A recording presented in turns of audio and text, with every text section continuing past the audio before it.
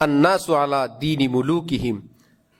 ১৫০০ বছর আগে নবীজি বলছেন, রাষ্ট্র ব্যবস্থায় যারা দায়িত্বে থাকে তারা যদি ভালো হয়, দেশের জনগণ ধীরে ধীরে ভালো হয়। তারা যদি মিথ্যুক প্রতারক হয়, এই চরিত্র মানুষের মধ্যে মিথ্যা প্রতারণা ব্যাপকতা লাভ করে, ব্যাপকভাবে মিথ্যুক এবং প্রতারক সৃষ্টি হয়।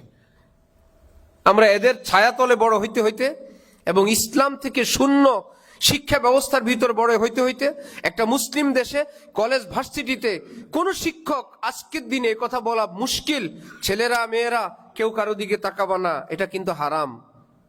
মেয়েরা তোমাদের জন্য পর্দা করা ফরজ, ছেলেরা পায়জামা টাকনুর উপর পরা কিন্তু ফরজ, দাড়ি কামানো কিন্তু হারাম।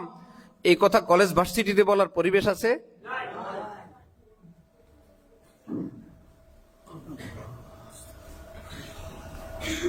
আপনি বলবেন আমি একজনকে ভালোবাসি, আমি তার নীতি নৈতিকতাকে পছন্দ করি, তার মানবতা আমি ভালো লাগে আমার কাছে, আমি তার নীতিতে আমি রাজনীতি করব।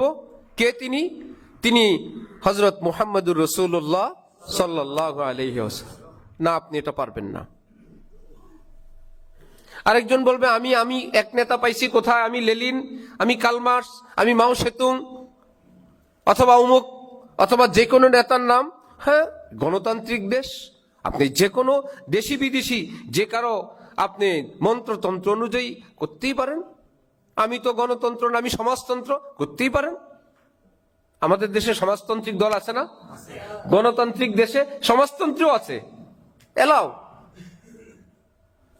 আপনি বলতেই পারেন।